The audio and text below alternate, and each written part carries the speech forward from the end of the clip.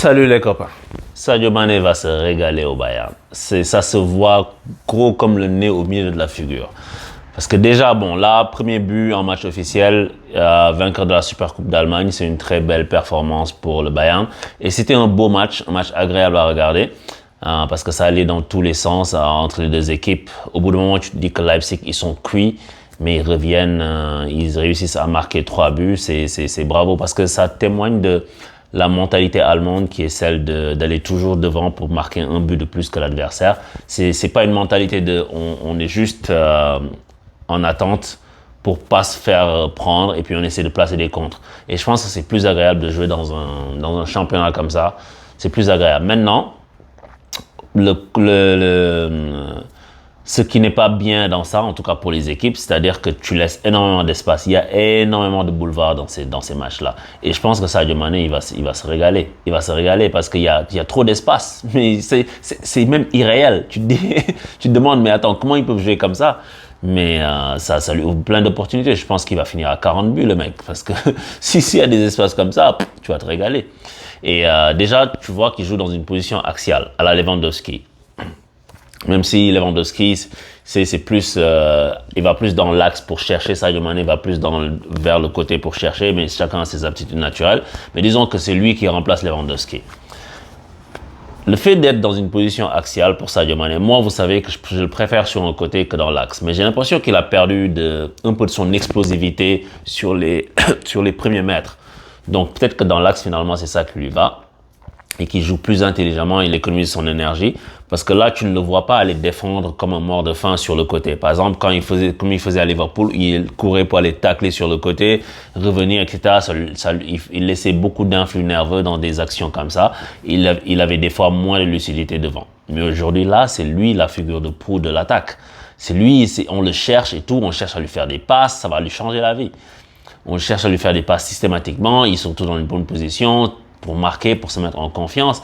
Et je pense que c'est de très bon augure pour la suite. Maintenant, je ne pense pas que Nagelsmann va le mettre sur le côté parce que là, depuis tous les matchs qu'ils ont joués, là, je pense qu'il le met dans une position axiale. Donc, il va rester là. Donc, il va falloir voir un Sadio Mané différent. Parce que à Liverpool, souvenez-vous de moi, je ne l'aimais pas dans l'axe à Liverpool, même s'il marquait beaucoup, parce que je trouve qu'il participait pas au jeu. Et parce qu'il descendait pour créer et puis il était rarement à la finition. Là, il est dans l'axe, mais c'est pas le même rôle. Il est pas en train de redescendre dans le cœur du jeu pour créer. Il est en train de redescendre, mais de façon un peu excentrée comme il jouait à son habitude. Et il est souvent là quand il faut conclure. Donc ça, c'est une bonne chose. Au niveau statistique, en tout cas. Après, moi, c'est sûr qu'à l'œil nu, tu préfères voir un gars qui part de son côté, accélère, laisse 1-2 défenseurs sur place, repique dans l'axe, crochet, intérieur, extérieur pour s'ouvrir le chemin du but, et puis qu'il la met enroulée. C'est ça que tu aimes voir qui est beau. Vous vous souvenez, Sadio Mané, sa spéciale qu'il a créé là, où chaque fois quand il arrive à lancer côté gauche et qu'il ouvre son pied et qu'il y a but sur 99% du temps, il y a but. Je pense qu'on verra moins des actions comme ça, il semble, mais on verra plus de tap-in parce que le Bayern développe un jeu où ils font beaucoup de passes, ils bougent la défense, ils remettent dans l'axe pour que toi, là, il a marqué un tap-in, pour que toi, tu puisses conclure en tant qu'attaquant. Et je pense que je pense qu'il va s'éclater. Au niveau statistique, au niveau but, il va se faire plaisir et on peut que saluer ça. En tout cas, c'est une très belle chose de commencer par un titre de champion.